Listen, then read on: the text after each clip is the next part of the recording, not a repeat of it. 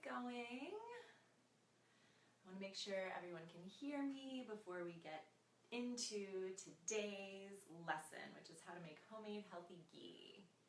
All right, so we'll give it just a second, make sure everyone who wants to jump on can jump on. And yeah, can you guys hear me? Send me some hearts. Can you hear me? Heart, heart. Is the audio working?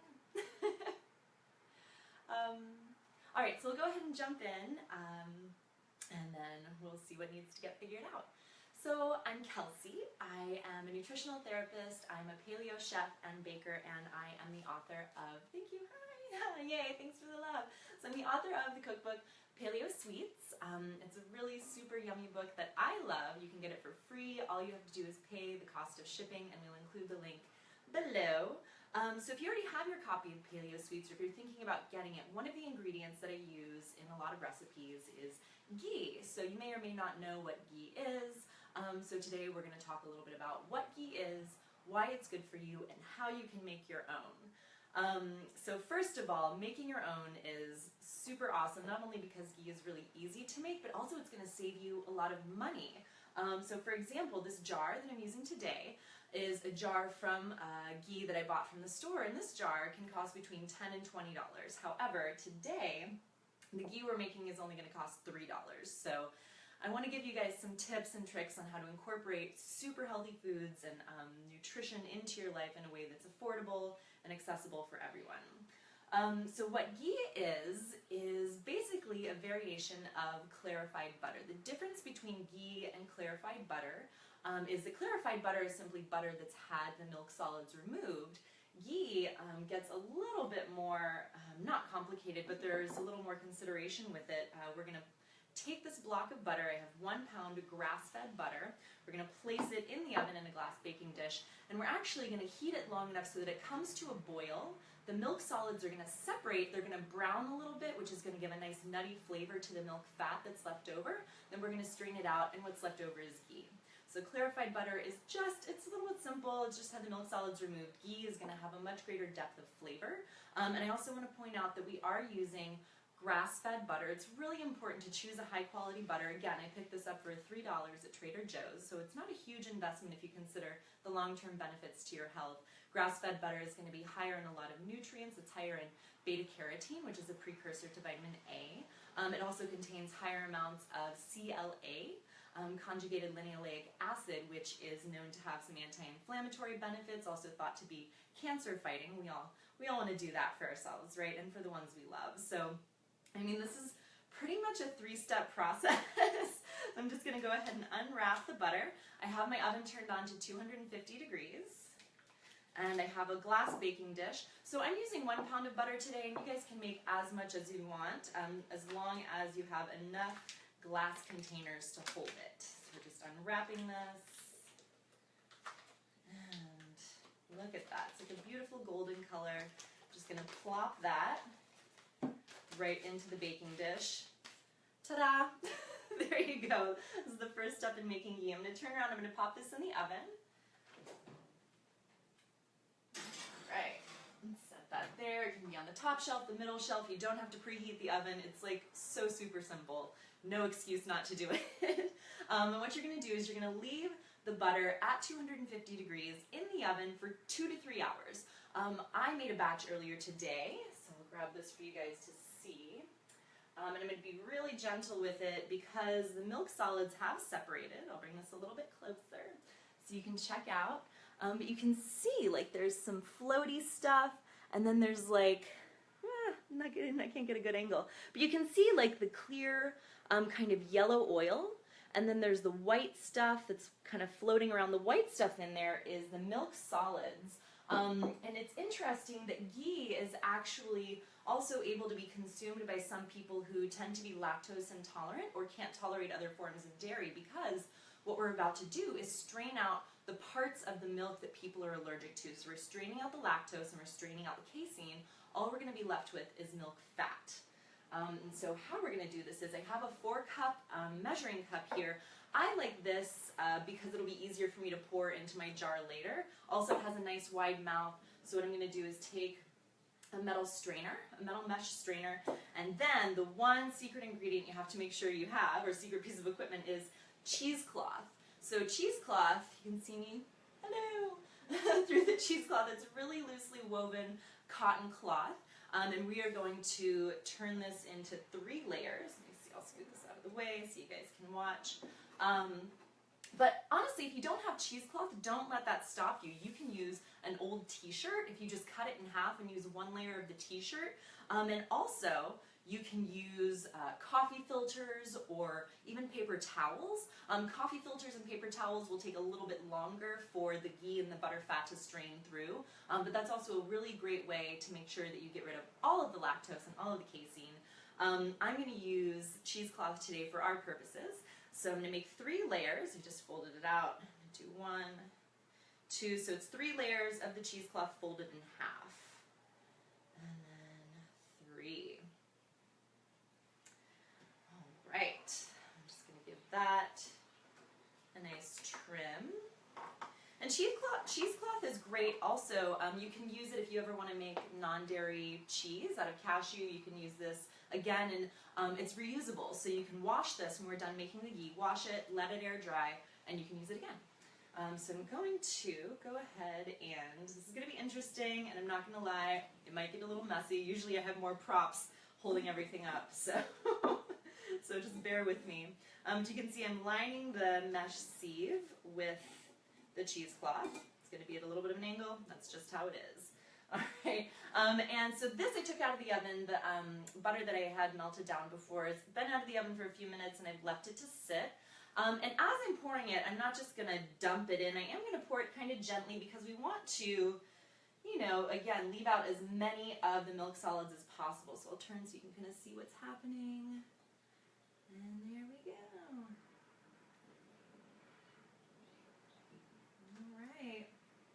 Easy peasy. So again, we're straining out the lactose, we're straining out the casein. If you can tolerate dairy, you can actually save the milk solids and use them as a flavoring on your vegetables. But if you're trying to eliminate dairy altogether and the components of dairy that tend to cause problems, then by all means you'll want to discard the milk solids and just keep the oil that's left over.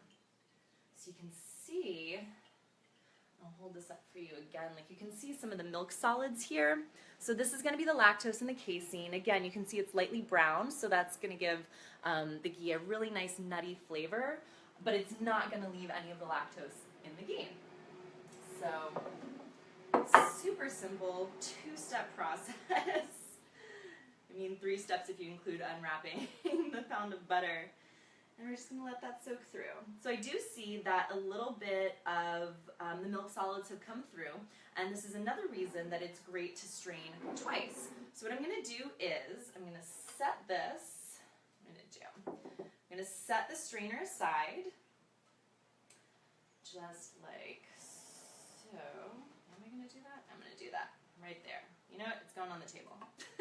We're at home. We can make as much of a mess as we want. So what I'm going to do is I'm going to transfer this to another dish.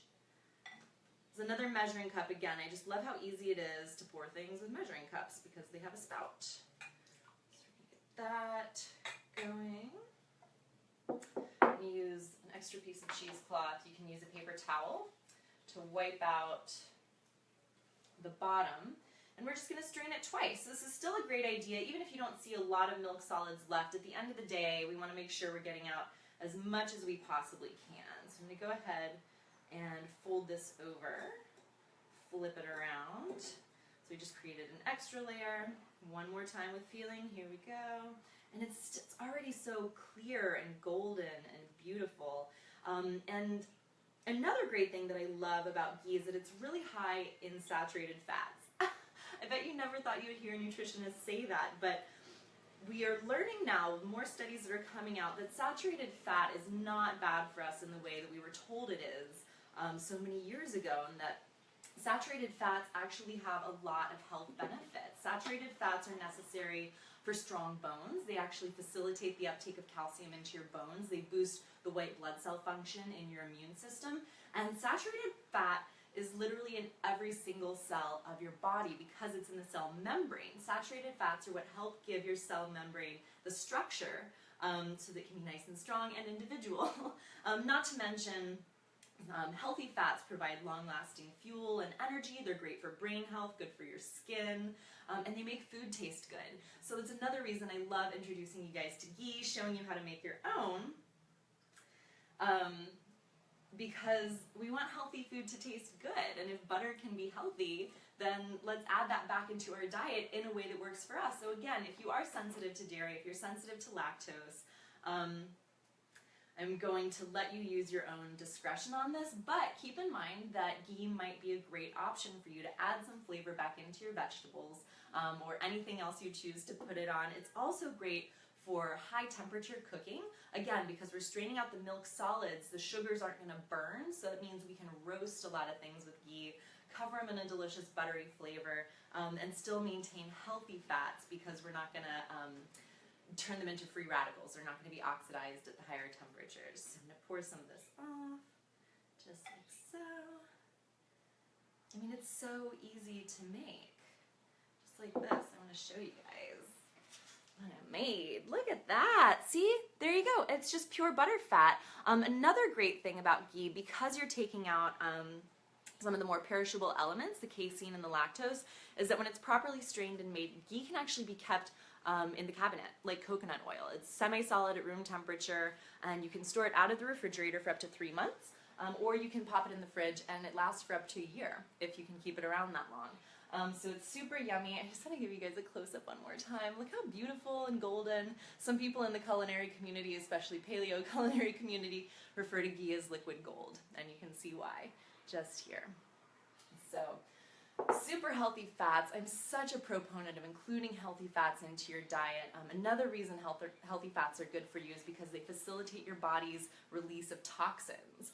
And that's really important. And you never thought, it's so funny, we've been so miseducated about fats. But they're really good for you. And going back to paleo sweets, ghee is in a lot of recipes. I really like incorporating healthy fats into my desserts because they help balance out sugar metabolism. So even though we're using all natural sweeteners in here, the health benefits are enhanced by including healthy fats into the recipe. And I just want to show you guys one that I've been jonesing for, and I actually might end up making once I am done showing you guys all of the amazing wide world of ghee. We have salted caramel ice cream. This is one of my favorites, dairy-free, made with coconut milk. I use ghee to make the caramel, and I think I counted earlier, there's at least one caramel recipe in every chapter of the book except cookies. So I have a new challenge. Make some caramel cookie recipes. Stay tuned. Yeah, but Paleo Sweets uses a lot of ghee. Again, it's a free cookbook, just pay shipping. We'll include the link below, and you can pick up your copy today. I would love it if I could share these sweet desserts with you. And again, take a crack at making your own ghee. It's super simple, and remember, it's going to save you like a ton of money, especially if you enjoy that buttery flavor in your life. You don't want the lactose, and you don't want to pay $10 to $20 for a jar of ghee at the store. You can just make your own in 3 easy steps. And again, choose grass-fed butter. Don't choose conventional butter. Grass-fed is better, so you'll invest just a couple more dollars, pretty much $1.50 more in grass-fed butter, and you'll end up saving 10 bucks. And you'll save your health. So I'm here. I would love to know. Hi, Mary from New Zealand. Thanks so much for joining.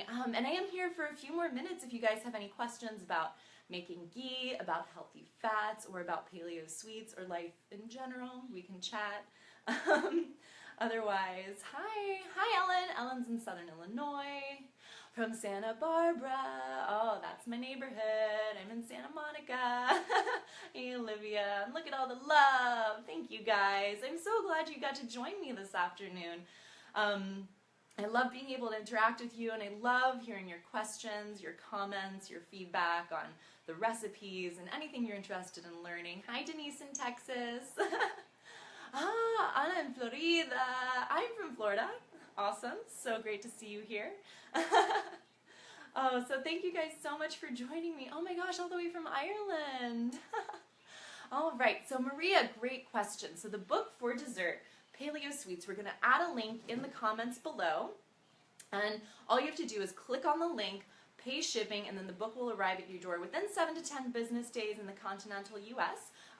It might take a little bit longer if you're anywhere other than that, but it will get to you eventually, and you can get in touch with our amazing customer support team. They'll help you figure out when the book is going to get to you. They'll help you get your free copy. You can share with your friends, your loved ones. Hi. Oh, Helen and Regina are both from Australia. What? Good to see you. Yeah, so everything is gluten-free, no soy, no refined sugar, plenty of healthy fats. I want you guys to be able to make desserts you can feel good about eating. That was my motivation in developing all of these recipes because I love desserts. I have a mega sweet tooth.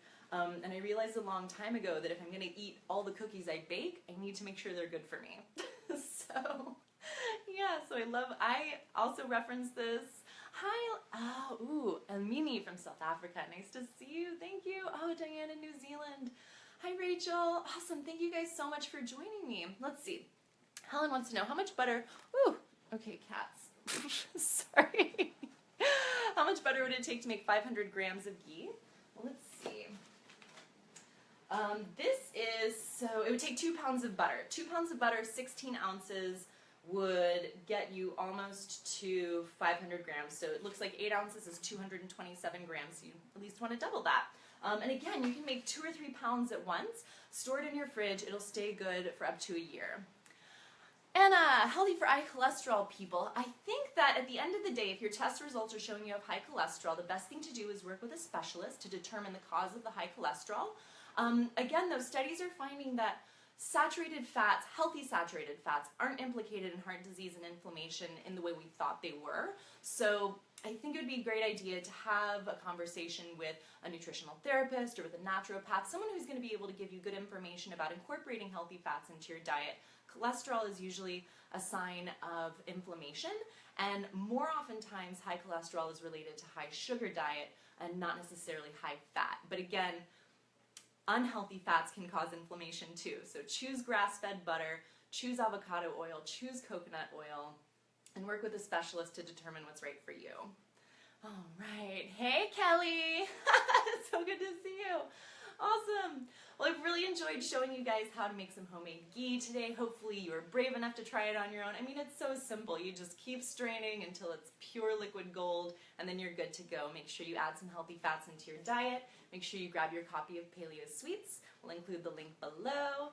And I hope you guys enjoy the rest of your day, and I'll see you next time. All right, take care.